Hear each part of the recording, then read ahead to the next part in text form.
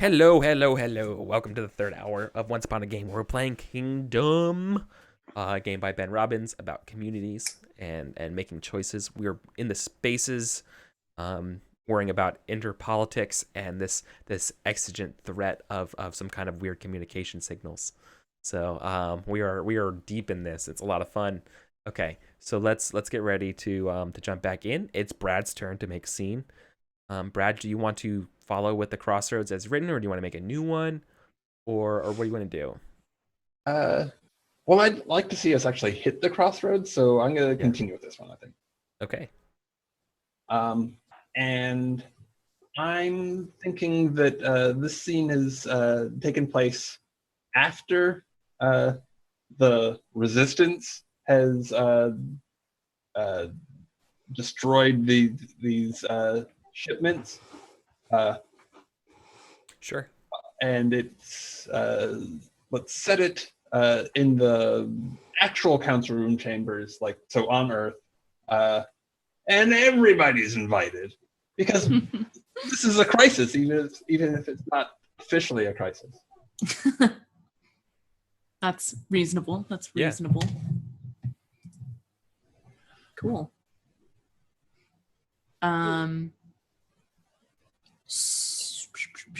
Okay. Are you ready? Yeah. So I'm definitely there.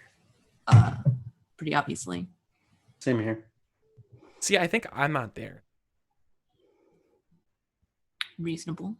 Abandoned me in my hour of need. Yeah. I feel like I'm deep into figuring out what the fuck's going on with these signals. Dr. Bueller, are you there at my behest? Yeah. I can be there at your behest. Yeah. All right. Awesome. I like that. Yeah. So, what does the council chamber look like? So I think it's very much like the United Nations, only where that's sort of a rotunda facing one direction. This is a full 360 with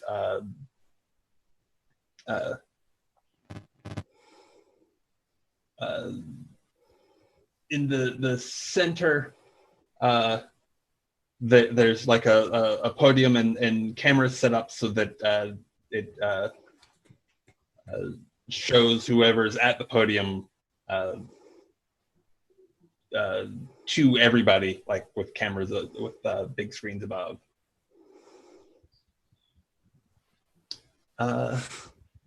I'm picturing this like the everybody on their smartphone thing, but like there's cameras panning around so you can see the whole thing, but everybody's just focused in on like their little projector right in front of them that shows them the whole circle. Of course. Yeah. We're all in the same room, but we're just staring at our screens. It's kind of meta.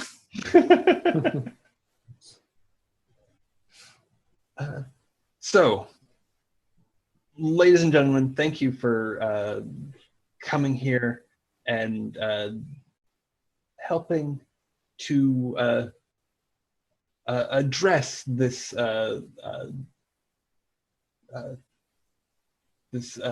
critical issue of food security and terrorism in this most important hour for mankind as a whole. I know that we are all saddened by both the suffering that the inner system is experiencing, and for the loss of life of those who were transporting vital foodstuffs to the inner system. And I, of course, have some measures in place to tighten security and to make sure that this never happens again. But more minds can working together can of course create a better result. So I am looking for input. What can I'd like to hear from each of you what you can bring to bear on this problem and how we can work together to overcome it. Right.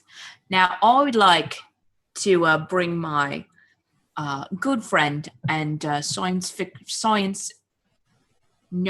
research notable, that's the word I'm looking for, science research notable, Dr. Edison Bueller. He's got some very important findings that I think the entire council needs to hear and will influence you in this crisis. Please, Dr. Bueller. Yes. Excuse me. Yes. Sorry, my notes are.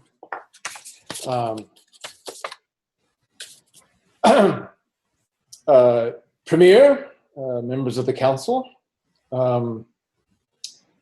I have received some preliminary data from the Sharon transmission station, and their receiving satellites have initially obtained what appears to be the beginnings of a very interesting possibility for the excuse me, wrong card. Dr. Bueller, if I can stop you right there for a moment.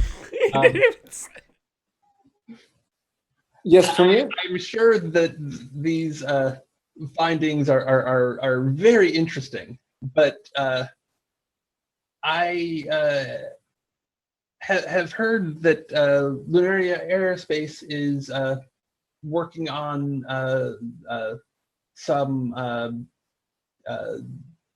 defense projects and that have that form a significant portion of the budget. Perhaps you could address advances on that front. I hadn't really prepared any of that data. I apologize. I really wanted to speak about this fascinating information that could literally transform the way that humanity moves into the reaches of the solar system and beyond it. You see, what this data seems to suggest, if you'll allow me briefly to describe it, is actually, Dr. Bueller. Again, I'm sure that this is a matter that will be of interest to all of humanity. It sounds quite fascinating, but right now we are in a crisis. Is there?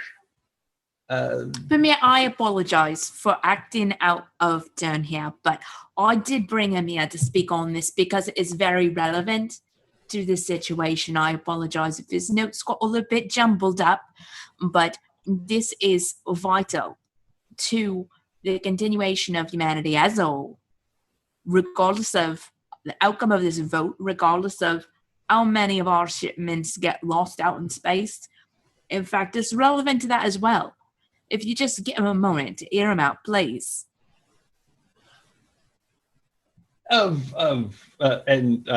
As a security card comes up to Dr. Bueller, yeah, and with an earpiece, Andronicus says, "Oh, of course. I wouldn't want to interrupt. Again, if you could talk about the defense related portion of whatever this discovery is, I'd appreciate that." I hadn't until now given that much thought, but I suppose I could hypothesize for you if that would be sufficient. In brief, the initial analysis of the data, which is only a small portion of the data I believe they have collected, I have not seen it all. It appears that we're talking about the ability for humans to survive without an atmosphere. Defense reasons, defense uses for this, I could imagine that this is not really my forte, but you could build faster ships that didn't need to be weighed down with large amounts of life support systems. You could put bases in places that normally would require a tremendous amount of terraforming, allowing you to establish positions more strategically. Is that what you were looking for, Premier? That's a very interesting perspective. Thank you. But I really think that the most important. Actually, perhaps we could hear from Director Gerald on the progress of food security, and yes, please go ahead. And at that point, the security guard is like, but time to go, sir. Did you just rip up those note cards? Oh yeah, Nice. those are being collected. Oh, for sure. So Oh. Gerald stands up and he starts. He thanks the premier for the introduction, and begins to talk about the remaining resources that have successfully made it back to one of the colonies. Which colony would have successfully received a ship of food? What do you think?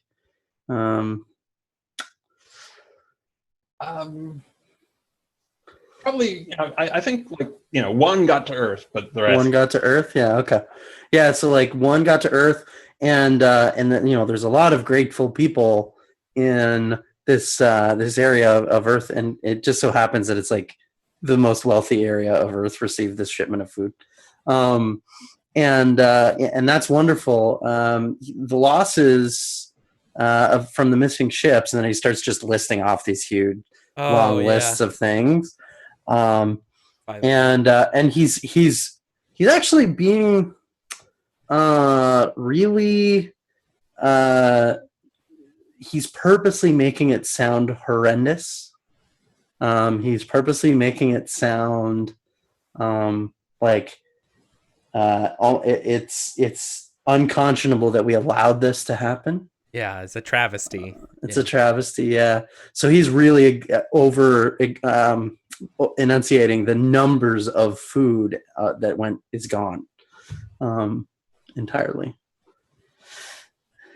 But I think that drones on for a few minutes and no one's really paying attention. And then I don't know if someone wants to cut him off, and we could just call it there, I think. Yeah. Yeah, it just kind of Yeah. fades out on your monotonous voice, just going over boring numbers. How could this happen? This is so horrifying. And then look at these charts. I'm starting, and the numbers I'm talking, and 300,000 dead on this planet, 600,000 dead on this planet this week, and all these many people are dying of starvation right now, and this much food disappeared, and that could have saved a third of them. Yeah. Nice. Clearly, this means that we need to increase defense spending in order to prevent it from ever happening again. That's my take.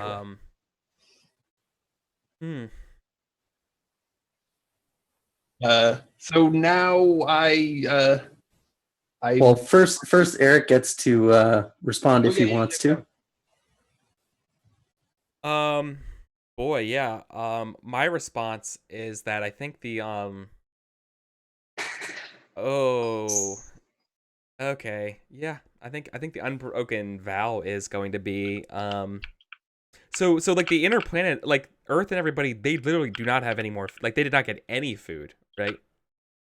The rich Not- people not got even- a shipment. There's like okay. one area on Earth that is All right. like the current day first world sort of Yeah. thing where they have all the food. They got a shipment of food and no one else got any. Yeah. Okay, cool. Well, I think my reaction is that I think you see we are all actually on Earth, and there's like we're in like a like Elysium shanty town like thing, you know? And then the camera pans over and we see a smoldering spaceship, and then we see the unbroken vow and the vowed handing out food to the poor. That we took a Nice. spaceship and we're giving food to the emaciated. Nice. Because we do that. But we're not there. And and to make it even worse, I'm saying the rebellion didn't do this. These are lies. Because I'm an ass. I'm not a nice person. Well, I am a nice person, actually. That's the problem. That is a problem. Okay. Yeah. So that's my reaction. Anyone else have reactions? Nope. We are all in the Everybody scene else was in the except for scene. Eric. Yeah. Well, anybody can make a reaction, even the person who's seen it with. Oh, really? I thought it was everybody that was. Like it can be like afterwards. Hmm. Oh, like you storm off and you're not happy with it, so you have a Mhm. reaction. Mhm. I should note that you're under arrest. Yeah, I know. I'm a fugitive. Oh no, No. I don't know if I know about the unbroken. Oh, yeah. No, but Jeroboam. Yeah, but I'm under arrest? No. No, Dr. Bueller. Oh. Sorry, mate. Yeah. Sorry. Oh. What are the charges? Okay. I know my rights. Boy. Okay. So it comes to me. All right. Did we cross off the? Did you mark off crossroads? No, I haven't marked anything yet. Okay. I mean, it feels like a crisis, but let's get to those crossroads. Yeah. So I'm because this is a one shot and stuff. I think we're gonna stay with the crossroads. I'm not gonna introduce a new one. But what I will do, and So all right, what? I have something that I want to talk about maybe happening in the background, but isn't really a scene. Okay. Does that count as Save like it a for your reaction. Yeah, save it for your reaction. Okay. So I think my scene, because I'm a touchstone, I'm on Earth, and I think this is following up the me doing this humanitarian stuff, right? I think I'm revealing to Earth,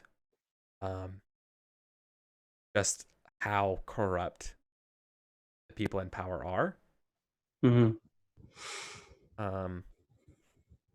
In fact, oh, yeah, you know what I'm gonna say too? And here's something that's interesting. So who wants to interview me? We're doing this on live feed on SNN. Who's interviewing me? I'll do it. Okay. Okay, that's interesting. Okay. You can be the interviewee, or the interviewer. And yeah. So what I want to get to is what type of reforms the people on Earth are demanding in response to some of this. Okay. To the idea of these food shortages, all of this politicking at the expense of people going hungry. That hunger isn't a bargaining chip, right? Okay. And are you going to like specifically find sort of like a alternative media source that's sympathetic? I think SNN is sympathetic. Going to like the big CNN corporate. Yeah, I'm going to the corporate ones. Okay. Yeah, and I think while we're here, with SNN, yeah, I think I mean, unless you like ask me, like I feel like I have converted a lot of Earth, or like I'm in the process of like people converting to the Lamentations of Ganymede, saying that we should be looking to technology for the, or I don't know, how about, or do we just want to like you just ask me questions like in the interview process and I can start spilling some stuff. Either I can tell you and you can then kind of like lead me with some questions right now, or you can kind of like just start asking blindly and I can kind of like follow. Whichever one works for you, man. Okay. So I don't want you to feel like you have to ask me questions. You have no idea what we're doing. Oh, no problem. Let me see. How much is known about the work you've been doing, and the reaction you did about the ship being crashed? That was that was diverting the one that got through. No, I just like I stole some stuff from the space station, basically. I see. Okay. Yeah, I raided the space station, and so I'm like having this broadcast from a like a secure place, right? My flock is keeping safe. Okay. Thank you so much for having me, and greetings, my fellow humans. Well, it's a pleasure to have you on Unbroken Vow. We are your missionary work has been very exciting, and What a euphemism. Exciting for yeah. but I am told that your cult was actively involved in terrorism. Is that true? Well, are you Motherboard, by the way? No, this Okay. is some other. Okay. Let's Well, Serial bus. Serial Bus. It's Serial Call Bus. yeah. Well, Serial Bus. One man's terrorist is another man's freedom fighter. If your children were hungry, what side would you be on? So you've taken it over yourself to redistribute food that has that has already been bought and paid for by others. Is that correct? I only liberate what was already stolen. You see, our so-called premier has been lackadaisical with their responsibilities. What was the death toll for this liberation? I understand that We like to think of it in terms of the the lives entire saved. We saved over 600,000 human lives. I dodged the question. So you are saying that you were involved, and that Oh yes. And I will and the Vowed will keep being involved in such activities until those in power are held accountable for their actions. Even just now, they've arrested the brilliant scientist Edison Bueller, who's being unjustly held. We demand his release. I was given to understand that he was in close consultation with the government, working on some sort of super project, where people were going to be able to fly around like birds or some such. Anyway, Yes. As my book says of us leading to a great new time, and it requires us to walk through the coals. This is the darkness now. This is what we are at, and this is where we are going. This is the technology that will guide us in the future, just as the teachings of the Lamentations of Ganymede predict. So Don't you are see, you saying Edison Bueller, his work is true. That is all true. So he's joined your doom cult? No, that he, if anything, his secular ideas lend credence to the need of this. Why would a real Oh, man so of faith act you're against for bolted, somebody who's antithetical to what I believe? so you're Because just building upon his ideas and going in a different direction. You're doing a faith-based the vow, Appropriation. yeah, the vow do not care which path you walk, as long as we arrive at the same destination. And how many innocent civilians do you think will have to die to arrive at that destination? I have before me a list of those who were slaughtered on the Persephone. What would you say to their families? I would say that I would personally that their children Thank you. their Thank children are martyrs to the cause. I see. Thank you. This was the unbroken vow of what was the name of the cult again? Avowed. Of the Vowed. Thanks again. Thank you. And boy, really want to. I feel like I should mark just crisis. Do it. Yeah, I'm just gonna double mark. I'm gonna double tap crisis. So we can all respond now. Yeah, sorry. You can respond, but I'm not. I probably won't change crisis. Yeah. So does anyone mind if I go? No problem.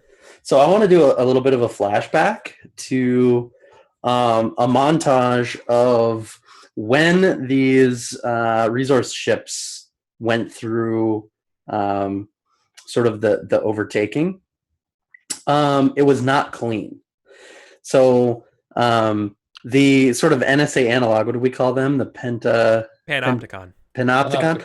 The Panopticon was instructed to take these ships and like liberate them, make it look like the resistance did it, and redirect the food to the stores.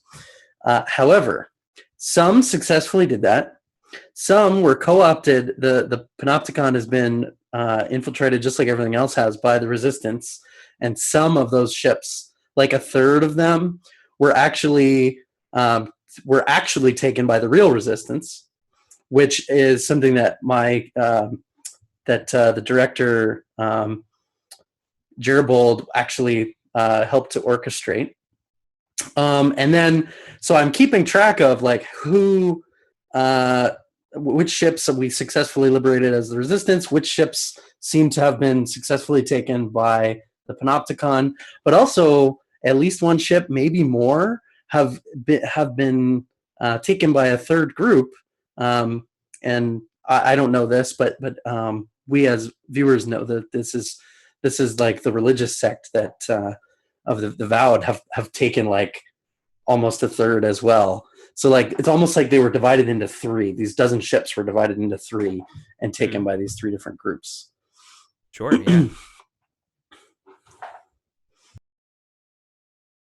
I think we get another vignette of Elder Persimmon in her like stateroom on undisclosed spaceship that she travels the solar system in, and she's watching this vid. She's muted all the others, and she's watching this one of the Unbroken Vow, and she's watching, and like actually it's like on and like playing, but she's not directly watching it.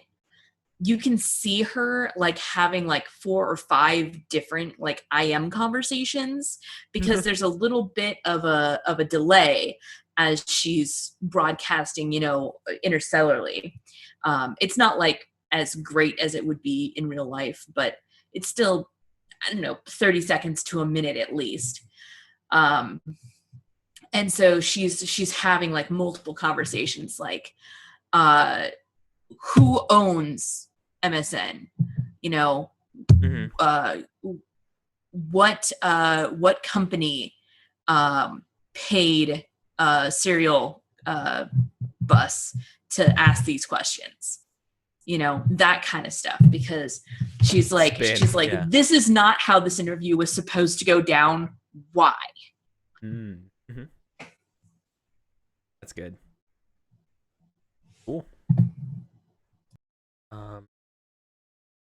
Got anything for us, Roman? Yeah, I think I do want to have a reaction, but How do you feel about me calling for you to be released? I think it could lead to some. I was taking a look at the mechanics about a challenge. Yeah, I was kind of leading. I was kind of wanting to try a challenge of my imprisonment, but I was trying to figure out how I would do it. Go about that. Anyway, the way that challenge works is that I would have to announce that I'm challenging it, and then show how I challenge it, and then that means that Brad gets to decide if my challenge works. It's up to Brad. Yeah. Yep. Which is funny because you're the one that put him in jail. Yeah. Yeah. And then Brad would say if it's a success, then I'm no longer in jail. Mm-hmm. Or it's a failure, or it's a yes if, and you would just tell me that I have to do something else, and then it would succeed. So I guess the way that this could be challenged would be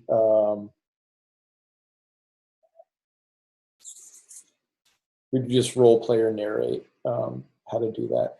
So I guess it could be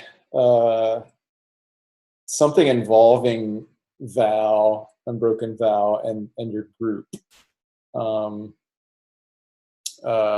Sort of putting some pressure on the premiere. How big is? There's riots demanding that they release you. How do you feel? And please feel free to shoot this down. But how do you feel about a group of the Vowed and a group of the Resistance both trying to break you out at the same time and tripping over each other? Well, I doubt you have one a lot of them succeeds. Well, to be honest, right? Like, Premiere, I don't think you have a lot of fans in prison. I think that's pretty fair to thinking about it. Of course, like if there's sentiment for this guy to be released, and people are fighting back in prison or something. Yeah, I say this. It was almost an overwhelming kind of independent forces that descend on the prison, and well, everyone wants this information you have.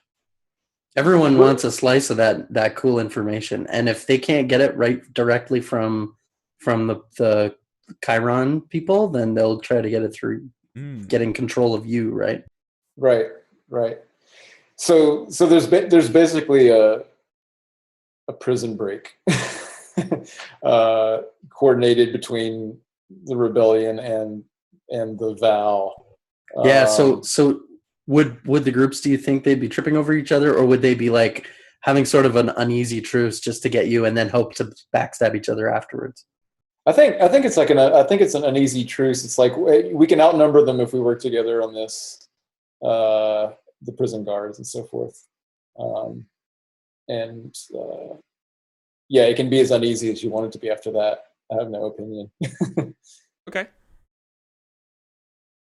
So, Brad, does that sound like it succeeds? Yes, but okay. What must they concede? It has to be something my character can reasonably do. The defender specifies additional steps your character must take to get the job done. It must be something the character could reasonably do to succeed. Exactly what they said. If you agree and take these steps, you succeed. If you say no, you fail. Yeah, I think if you turn over the information and have our take like some sort of instrumental step in decrypting it, such that the government has an advantage over others in decrypting it, then afterwards that they wouldn't be holding you as tightly, and there'd be less security. You're talking about all of the information that I have. Yeah. Yeah. Because it's not that the premier was uninterested; it's that he was too interested. Too interested. Mhm. Yeah, I think that's fine. Yeah, if you don't So challenge, yeah. He was uninterested in front of an audience.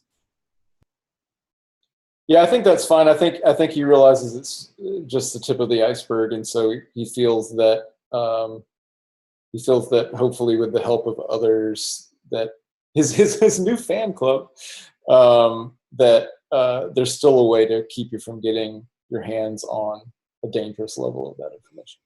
Nice. So where do you get extracted to then?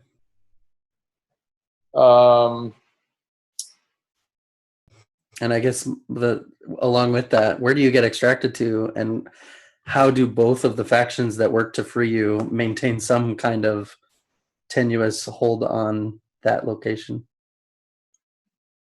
I'll let you two hash that out. I'll concede that decision. So where do you think both organizations would be comfortable with this guy being extracted to for now? And then we can stab each other in the back later. Yeah. So the Resistance and the Vow both have a stronghold on Chiron? Yeah, I think Makes so. sense. Okay. Sounds So good to me. I'm with Sueda, Sharon. Or maybe Yeah, neither I- of you do, which is why it's a perfect place. Yeah, it's like neutral territory. Neutral territory, and then we both have agents. We have like agents there that maybe shouldn't be there watching him. Yeah. Yeah. Okay. Mhm. Cool. Oh, one thing. Are we moving on after this, or? Yeah, that was that was my reaction scene. Yeah, those are reactions. So, and I can still react to a scene that I'm in, right? Yep. Okay. So, rather than playing it out, I just want to bring up that while alternative media, anything where the the populace themselves can put things out, like YouTube, whatever, that's very much probably in support or largely in support of the Resistance or the Vow, but corporate media is in lockstep. It's all about these terrorists and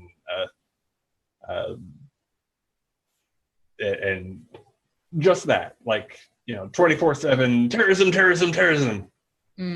That sounds, I don't know, that sounds unrealistic, man. This is science fiction. Yeah. I'm just kidding. This isn't fantasy. It's pretty much real life, but That's the joke. I wouldn't do that. JPEG. yeah. Yeah. So whose scene is it now? Is it Kelso's? Kelso's. Yeah. Yeah. Okay, well, I would like to see us reach some kind of conclusion to this crossroads. So I am going to go back to our keep going on this crossroads here. Just for purposes of a one shot, could we short circuit and make the crossroads resolve early if we don't check it all off? If that's what all of us are aiming for anyway. For sure. I mean, alternatively, we can Yeah. I can just put some stuff into Crisis and we can just have a civil war. Either AP way, Gaming, yeah. everybody. Thank you for hosting us. If you haven't seen AP Gaming Reel, he's a very cool guy. He is a pretty cool guy. Yeah. So I am going to say this. I feel like this is going to take place. I want to see an interesting new location we haven't seen before. Ooh. Okay. So I think that Elder Persimmon Praise is in Dr. Edison's lab, but he's not there because he's on Sharon. And so she is going through like I think this is just me. Like, this is gonna be just a me scene. She's going through his lab notes here, and like going through all of the data, and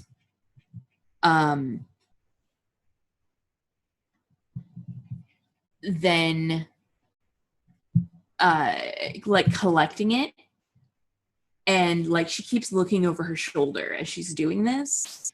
Mm-hmm. And when she is done, you see like in the movie fashion where like a big pop-up screen comes up that you can read from across the room that says, "Do you really want to delete?" And there's like a big flashing button, and she says yes, as she like leaves with a bunch of data from his lab, and then like wipes his hard drives. And that's like the entirety of the scene. But can I still make my prediction, or do I have to do that in the like fiction of it?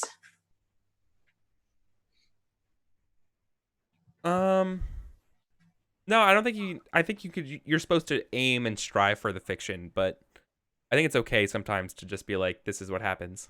Yeah, because so at this point, I'm changing my prediction slightly. Yeah, you can. And well, not changing, but maybe making a new one here, which is that if the vote is yes, then then Premier Andronicus will have too much power. Okay. And this is her way of trying to gain some of that power for herself by getting some of his copies of his early research notes and deleting the originals.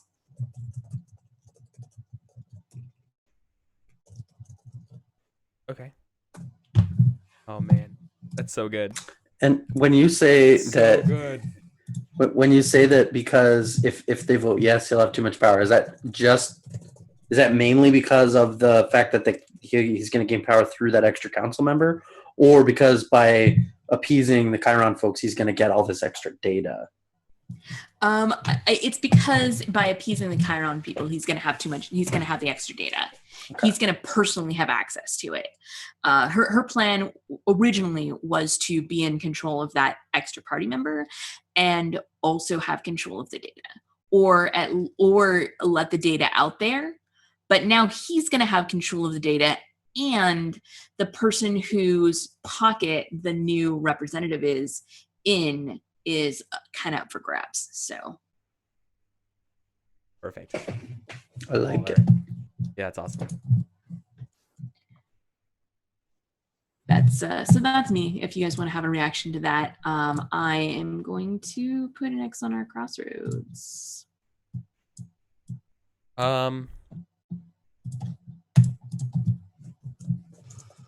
So yeah, I'll have a. Oh, go ahead. Go for it. Yeah, I was gonna. It says I can use my roll during my reaction, so I'm gonna make a prediction in my reaction. Sure. So my prediction is essentially going to be that if the vote is yes, then the Council of 20 will collapse from the extra power that Nice. The premier is gonna he's gonna dissolve they would most likely the council will just fracture from all of the political turmoil, and so I essentially my reaction scene is I'm writing a letter from Sharon stating that I believe this is going to be the case, and I'm writing that letter to Elder Persimmon, and that she should take whatever steps are necessary. not knowing that she's just done what she's Doing. done. Yeah. Yeah. Wondering if I want a reaction or not, other than just like just the growth and we're no longer like my religious thing is no longer a cult. It's like a full blown thing. Oh yeah, I don't think was it ever a cult. I think it was just it may have just been the reporter calling it that. Yeah. Oh, fair. But I feel like it's been bigger. I picked up on that too. Like the reporter was being Oh. purposely derogatory. Yeah. In order to discredit you. Well, I'm just a popular cult, but I didn't know if I teared up.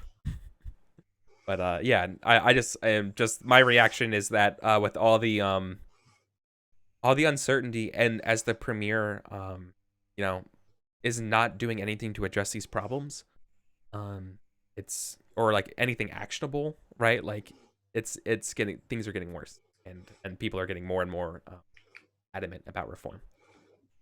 What do you mean he's not doing anything? There's a much stronger police presence on the street. They all have automatic weapons. Yeah. Mm-hmm. You're safe. You feel very safe paying your taxes and not getting any food. Yeah. So I have a reaction. Mhm. So we see that Gerald is sitting in his office aboard the Strawberry Hill, and he's been sort of slowly reassigning personnel between the various ships and stations and such within the agriculture department to try to shift all of the personnel that he knows are sympathetic to the rebellion, and he's kind of also sympathetic particularly to the Vowed, not because he necessarily trusts them or knows what they're up to, but because he knows that they will also try to ensure that food gets back to the people, even if it's just for their own like marketing campaigns. So he's ensuring that the best, biggest, most productive ships are getting the personnel in the right key positions. And then all of the people who he knows are hardcore like supporters of the premier are being shifted duty to other like less productive, less important ships that aren't as fast, things like that. And he's been doing this for weeks, and now he's shifting some the last few key pieces of personnel and assigning ships to go to specific places that he knows are going to be safe, at least from the civil war that's coming. He's totally resigned himself to the fact that there's going to be a war, and he's trying to make sure that his side has the food. Yeah. Humanity stands on the brink of war, season 2. Yeah. Right. Cool. Dig it. Any other reactions? Yeah. I think you see the premier looking through some papers.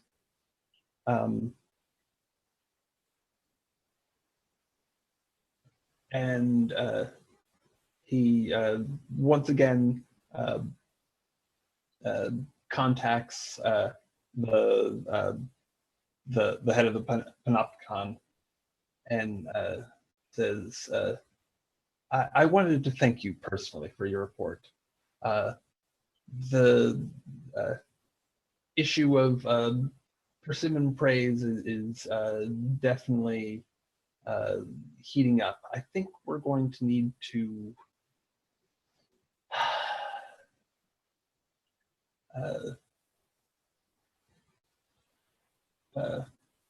make sure that she is aware of both the opportunities available to her. I think that there will be it may be time to shift additional resources to her constituency, but make sure that the people that you already have on her, step that up and make sure that they're ready to act should she go the wrong way.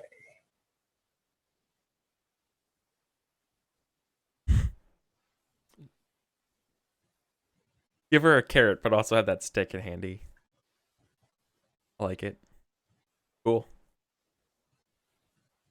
Not bad. All right. Any other reactions, or we just keep going? 'Cause I don't want to go to the next break. I feel like we should just keep playing to play it out. We're so close. Yeah, how long are we going? I mean, I think I'm- we. I think I mean, open and up. the next Until we're person done. just do the crossroads and we just see it like try to get resolved, and then maybe decompress from there. Is Yeah, that- I'm that's- good with that. All right. That would actually be you, Jeff, Oh, that would be me. right? Because Kelsey just Okay. went, right? Okay. If we go in the same order, yeah. Yeah. Yeah. So so this is before the crossroads gets triggered. So this is before the Civil War, but imminently leading up to it, potentially.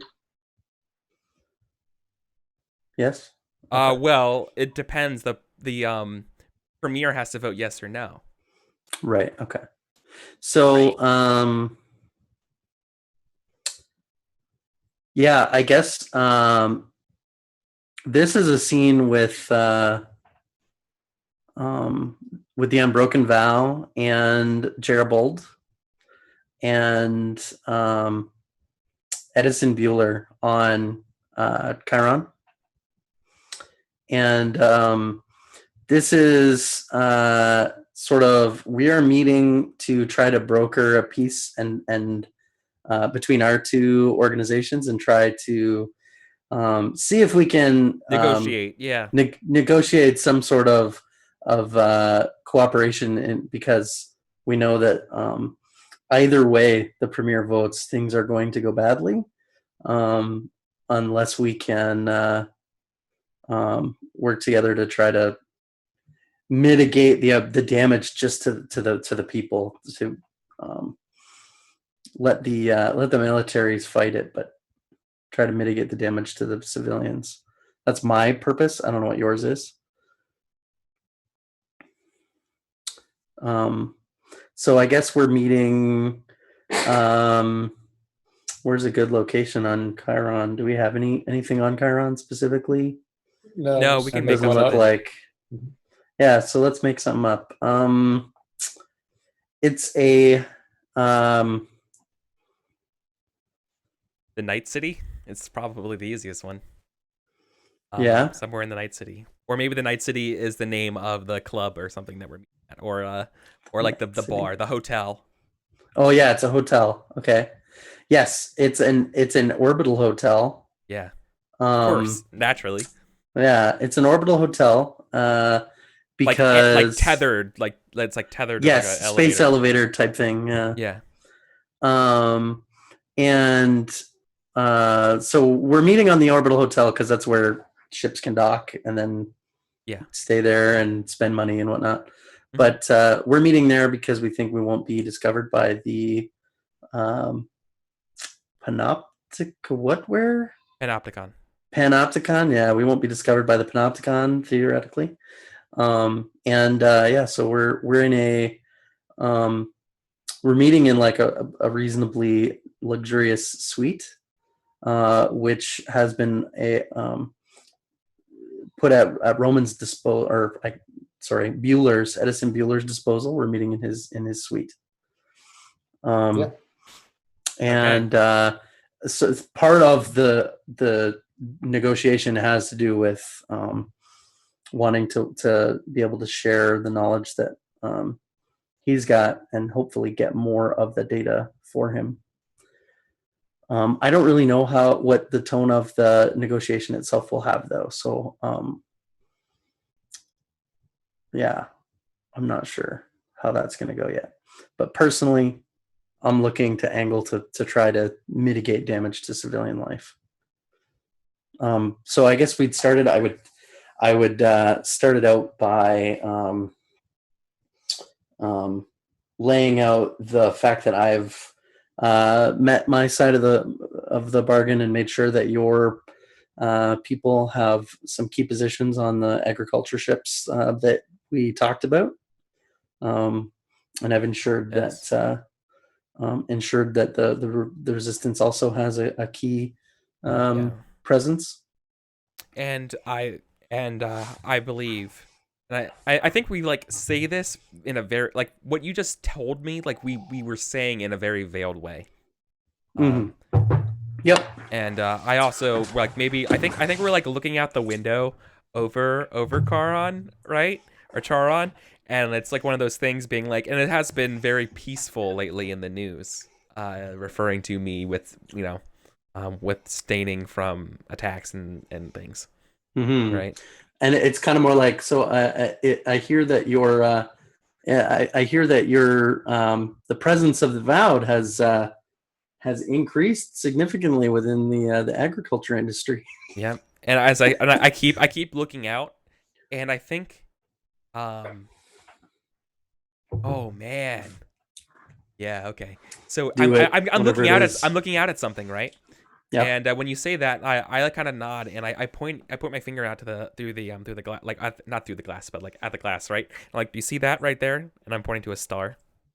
I look over at the star, like a star in the air, in the sky. Yeah, right. Yeah. Okay.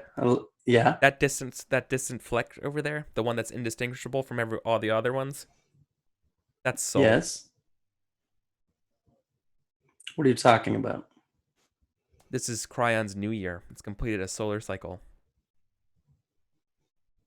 That's wonderful. That happens every 1 and 3,184 Earth. And does that have some significance to the conversation? With even an Earth cycle.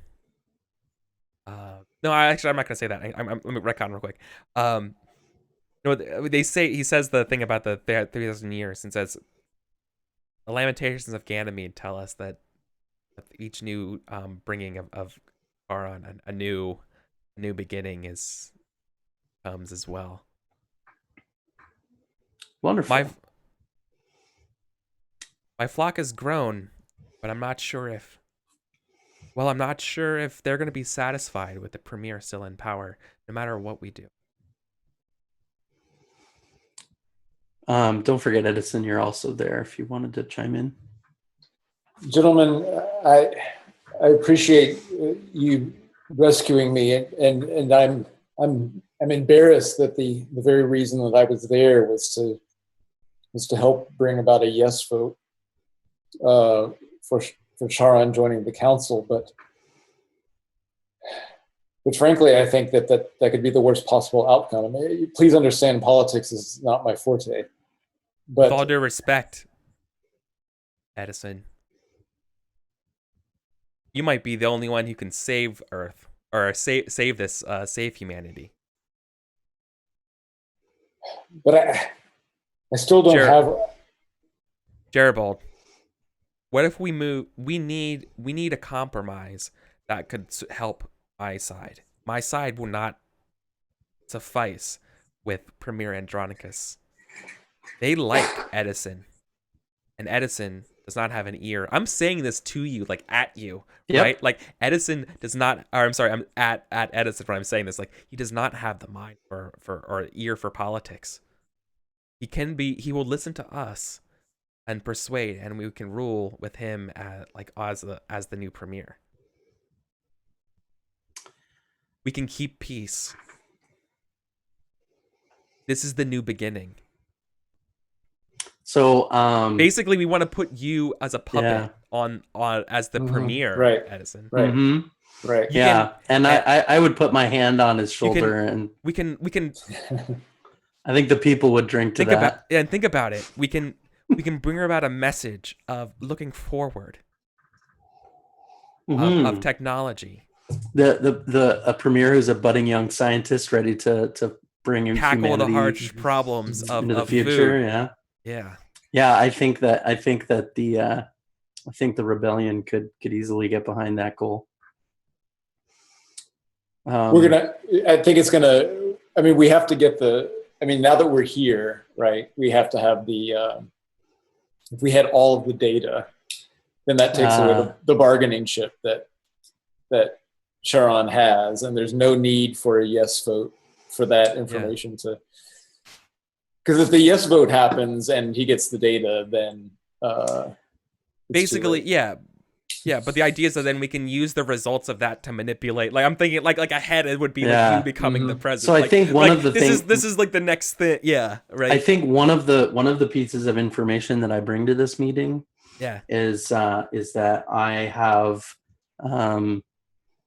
I haven't gotten my hands on the data, but I've gotten my hands on information about how where that data is being stored, who has control of it, and how we can attempt to take control of it during the next council meeting when the vote is happening, perhaps.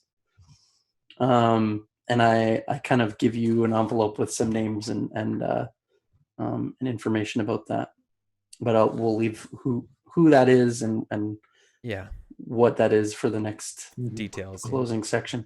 So I guess I'm figuring that can kind of be something that may or may not come to fruition depending on how that final council vote scene goes. Yeah, we might get it, we might not. Yeah, cool. So you're not perspective, you're touchstone like I am. Yeah. All right. So we both agree that like in terms of the people would want, like this. Yeah, the people could go with this. If whether it happens, I don't know, but the people would like it. Yeah. Although I don't know. Yeah, well, regardless, is like whatever happens with this vote, it would be nice because of Charon. Would like make it almost seems like there's we're committing this, like this is the thing, this is the plan. Yeah. It seems like there's almost two questions, like will he vote yes or no and start a war either way? And then the other question is, regardless of those things, will he maintain power or will we steal it? There's almost like those two. And then what is Persimmon gonna do to kind of flip things and maybe like interject herself into either of those two power structures? Because and spin it into something. She's positioned to squirt herself into either of those two. Yeah, it's funny how that works. Yeah. I mean, Charon's going to give the information to whoever happens to be in power. Yeah. And whatever council exists at the time that they're voted in. It doesn't have to be the premier. Yeah. So that's and from Edison's perspective, he just wants access to this knowledge because he wants to work with it. Yeah. And he's willing to literally like be put into a position he really has no interest in being in, just because you're promising him. You'll get to work on all of this stuff. Yeah, but the premier's not gonna we could just be the powers behind the throne, and you can work on your thing. Like we're like, it's awesome. Yeah. All right. Were there any other reactions or anything that we wanted to do before? Yeah. Does anyone have one?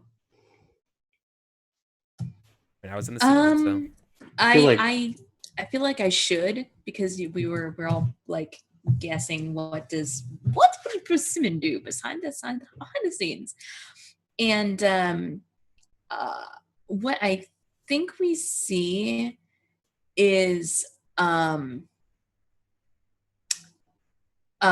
actually Elder Persimmon like at her son's bedside, where he's all tubed up with whatever in the hospital, and she's like whispering to him, like, it's gonna be all right. We've found some new information. It's just we're gonna have it soon. You just gotta hold on a little bit longer. Uncle Eddie, he's gonna help you out. He promised. That's kind of the reaction there is like Uncle Eddie, of course, being Edison Bueller. Yeah. Interesting. Not that they're actually related, but it's just the kind. Yeah, it's friend of the family type uncle. Yeah. Exactly. And Beautiful. like he's like her son is completely comatose at this point and non-responsive, But she's just like echoing these promises that you guys had for the future, to her son in the hospital. Dope. Cool. Okay. That's this is like it's like the muted TV is like kind of talking about the political vote that's about to happen. This is that great. sounds like a final Crossroads check if I ever heard one. All right. Right, Jeff? I guess I have sort of an addendum to that scene. Okay. I think that one of the people that's been shadowing Elder Persimmon Praise like does one of this with their earpiece, then walks up to her and says, "Elder Praise, I have been told to inform you that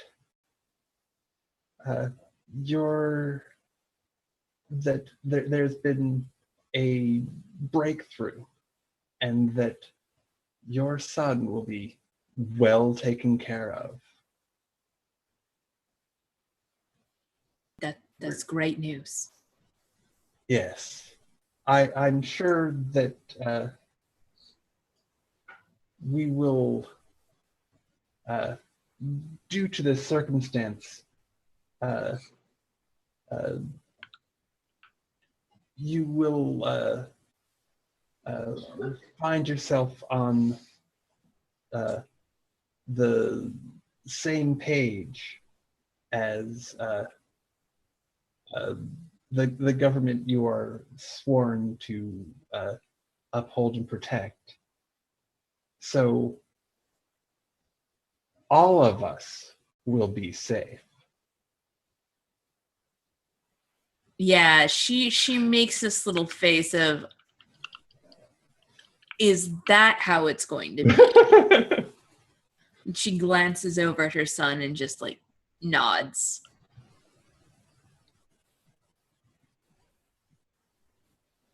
Okay. So I think that's it then. I think we do the Crossroads. Right? Yep. Yeah, Yeah. so Do it. I guess that's my thing, it's but your- all I'm it's your gonna do chance. is cross off the Crossroads. Yeah. And I get to do the extra thing, and I'm just gonna do it here, even though it won't do anything. I'll put an X on Yeah. Crisis too. There we go. Boom. Cool. All right. So what do So- we do? I thought about putting my X on Crisis last time, and then you could have just put 2 into Crisis, and we could have had a Civil War. But I think this is better. Well, I Okay. mean, we could have the war anyway. Yeah. So we set the stage. Now we reread aloud the Crossroad and what's at stake for no and yes. We also decided if we're ending the game, which I think the answer. Yeah, to we that already. is yes. Sorry, yeah. We've already decided that. Yeah. Will the colony on Sharon get a seat on the Council of 20? If the vote is no, there will be a civil war, and Sharon will destroy invaluable tech data. If the vote is yes, the Premier will have too much power, and the Council will fracture and dissolve. Boy. Those are both bad. hmm Now, does any of the stuff where we were trying to angle towards like There'll be a war. if there's a war, but instead of destroying the data, the new like one side or the other would get it, or does it have to happen? Like, it one of happens these like things that. No, happens? it happens like this. But like the idea is that if we kept playing, it would be totally fair to be like, there's people are talking about that there's a backup somewhere, right? Like there's people are talking, like you could totally do something like with or like, I don't know. Gotcha. You should probably talk to the person who said there's a valuable tech data is lost. To be like, I don't want to invalidate your thing.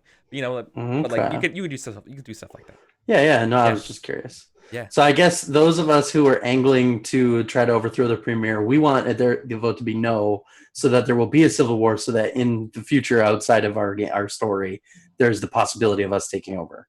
Yeah. Whereas if we vote yes, he gains too much power and we don't have a chance to take over. Is that how we're gonna go for it?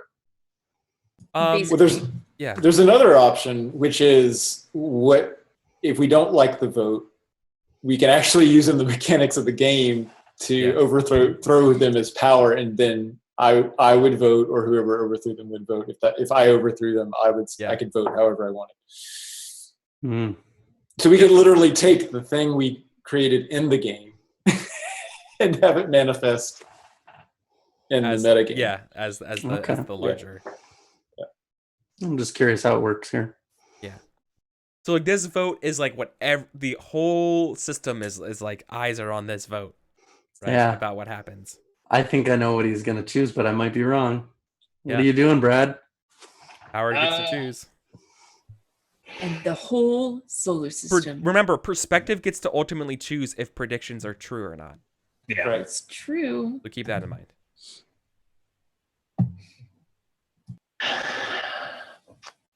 Yeah,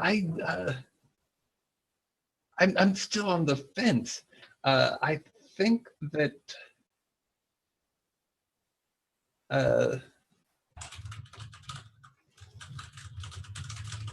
You must decide. yeah. I think I'm actually The weight of the world is on Yeah. your shoulders, Brad.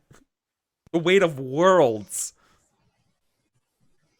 All of humanity. rests on Premier Andronicus Rex's shoulders. yeah. He is the I head that think- wears that cyber crown. Yeah. I think that Premier Andronicus Rex realizes that there's going to be a civil war anyway, and votes no. Really? Wow. Wow. Mhm. Oh my Okay. god. That's like what the old Andronicus Rex probably would have done. You know what I mean? Like that's Yeah. Damn. See, that's the power of the touchstone. Is that you made his position too tenuous Mm. and changed his vote in the direction you didn't Interesting. expect it to go. Interesting. Well, the Yeah. thing is that if you look at his issue, Yeah. the state of emergency that allowed him to remain in power is wearing thin. So actually, I think he believes that he can remain premier if there's a civil war, but maybe not if there's not. That and if the tech data is destroyed, then he and Praise are the only ones who still have it. Yes. I mean, that's a good point. We should talk about that as far as what predictions are true. I firmly believe there's a civil war. Yeah. Perspective number 2. Do you agree with this? Well, yeah, I don't have Hold any on. control over yours. Yeah. Oh, okay. So you get to, you can yes, decide I that. think there is definitely a civil war. That Okay. That's when- beautiful. You technically narrate it if you Okay. wanted to. Yeah, like I think like all of the screens, like every channel is tuned in to Space CNN as we are watching the premiere. Like the votes have been tallied, and The Civil War There will- starts on the fucking New Year of Charon. Fuck. yeah, and like it's official. The proclamation goes out, and there will be no more seats on the council. Thank you, and just closes, and then like we zoom out, like Man. immediately. There's like a special effect where like there's a bullet that hits the TV, and we zoom out and we realize we're watching that on a TV in a bar, and like a fist fight has broken out between like the inner and the outer spacers on a planet, and like we zoom out further and we can see like salvos in this airspace around Yeah. this like all along the belt, and then there's like a breaking news bulletin. Violence has erupted in the belt as the proclamation from Premier Andronicus Rex has ruled there shall be no more seats upon the council, and Sharon is denied membership. And that's what happens there. As far as my prediction is concerned, I'm going to say that this does not actually come true. What averted this is my actually being taken to Sharon. During that time period, I was able to make some kind of arrangement where that. Well, remember you have the sheaf of papers that identified the people that have the data, and you were gonna have the opportunity to try to get it during the council vote. Mm-hmm. So maybe that happens. Yes, that's a good idea. But in any case, in the chaos of the Civil War, which there's not really the luxury of just plans going right. Yeah. Plans going the way they were supposed to go. Yeah, best laid plans. Yeah. And then the data is somehow smuggled out through a combination of agents on perhaps the cult or the. Yeah, exactly. The, I was gonna say I would have. Yeah. I remember like I had access. Mm-hmm. Remember like early on or something like. Yeah, I think it still persists. Yep. Yeah. This is so good. This is good, guys. Actually, this was like a fucking giant bowl, this was like a giant thing of like potatoes that we didn't have enough time to boil them. Like, this is so good though. Yeah, like the heat was it was a long simmer. Like, it didn't get hot enough till too late. So the Civil War is started, but we won't know how it ends. And there's like this at the end, during the end credits, we see the spaceships from some foreign alien race coming slowly towards our solar system. And then the credits end. Good. That's the signal. We get open for a sequel sort of moment where, yeah. Nice. Who will have power at the beginning of the next movie, and who, like, what are they dealing with now with these aliens showing up? That would be a fun game to play. Well, Edison Bueller would be put in as a puppet leader. Yeah. Turn in next time to Dragon I love Ball the Kingdom. possibilities that are left. Yeah. Do we have a couple minutes? Like, I know it's really late for you East Coasters, but like, do you want to decompress a little bit? Talk I'm about the totally game? fine. It's Saturday. you. It's Saturday morning. It's fine. Yeah, I would love to, but I kind of have to. Zip Yeah, I know. That's no problem. Fair. Yep. It's no problem, it's Red. getting late. I'm late for you. normally in bed by now. Yeah. I cool. live on the West Coast. All right. so- Brad, where can people find you? You can find me on Twitch at RPGlory. On YouTube, it's YouTube/C/RPGlory. And I do a bunch of role-playing games. Oh. Is that so? Shockingly, yes. Let me see. So it's sort of a mix of some Burning Wheel on Wednesdays with Kelsa, some development and play testing of a far future post-singularity transhumanist Powered by the Apocalypse hack on Saturdays. And on Sundays, it's another mix of things. Right now, it's modern soldiers versus giants using 5th edition D&D. Wow. You all get to play so many games a week. Yeah. It's just amazing. So, Eric, thank you so much for No problem. doing this and having Yeah, me this on. is great. I had a blast being the villain. Yeah. Sometimes it's always fun sometimes to be the villain in story games. So yeah, awesome. Roman, thank you so much for coming out, man. This Yeah, was enjoyed it. Thanks for having me. yeah. Dude, that was great. How can people find you on the internet? If you do stuff?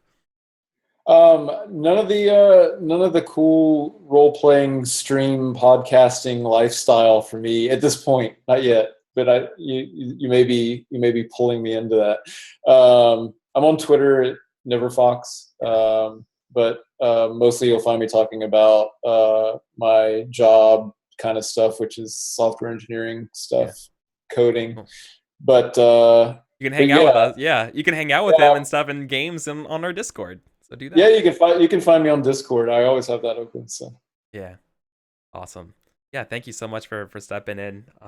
I really appreciate your enthusiasm coming in and wanting to play. So thank you. And Jeff, Thanks for having me back. This was an awesome game. I think I like this even more than Jedi Blackbird. And yeah, I can be found at Jeff Seuss, JEFFSZUSZ. I'm also a software developer, but I also tweet a lot about games and books and politics. yeah. So Awesome. Yes, thank you. And Kelsa, all the games that you play. Hello, I'm Kelsa. You can find me on the internet on Twitter at Kelsa. You can also find me here on Twitch and on YouTube /Kelsa Delphi, KELSADELPHI. I play a lot of role-playing games on the internet. I'm trying to curate my YouTube page to have playlists of all of the games that I've been in on other people's channels, because that's most of what I do. I'm not currently running my own game, but I am in a game with Eric tomorrow on Saturdays at 1 p.m. Pacific. That's Blades in the Dark. Oh, Blades in the Dark. Blades. On Mondays, I run a game of Blades in the Dark over on Tuxterdamus' channel at 5 p.m. Pacific. On Wednesdays, I'm over on Brad's channel, RP Glory, at 10 a.m. Pacific. God, these times are just all over the place, aren't they? Where we're playing Burning Wheel. It's a great game. And then on Thursdays, I'm over on Misclicks at 6 p.m. Pacific, where we're playing Apocalypse World. And that game, I can't even begin to describe that game. It's first of all, it's Apocalypse World, so it's crazy. And then all of us are crazy, and it's super crazy. It's a really good cast. It's a really good cast. you must have a bigger calendar than I do to have all those amazing games on so many different days. Yeah. I don't have that many days in 1 week. I'm down to 4 games a week. Wow, you're up to. I think you're up to 7. There was 1 week I did 7 games, and then I almost died. Yeah. You make time for love affairs. Yes, is how I describe it. You steal time to do it. That's how come I can appear on the internet so often, is because I steal time from other things like cooking. Yeah. All right. And definitely sleep. Thanks, Kelsa. Kelsa's awesome. Yep, you can see me and Kelsa tomorrow on my channel where we're playing It's Never Sunny in Duskwell. That's tomorrow at 1 Pacific time here. And then but I'll be up early and I'll be over at Stephen Lumpkins /Silent Osiris's channel for some more Pendragon. We're playing year 491 and stuff. So that's gonna be super good. Pendragon's a lot of fun. And then I got Burning Wheel on Sunday. So that, and then we come back for next week for more Once Upon a Game. So I don't remember what game we have set up, but because I'm getting tired. But something else. It's something fun. Always fun. We'll talk about that offline, because I think you're forgetting that next week you have a thing. Maybe. Okay. Oh yeah, but I don't have something on Wednesday.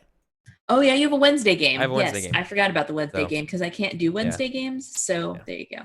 Yeah, so Once Upon a Game is now Wednesdays and Fridays for the foreseeable future. For now, as I could just rush and get more story games in. But that would do it for us today. Thank you guys so much for hanging out. Thank you for the hosts and all the views and watching us play Kingdom for the first time.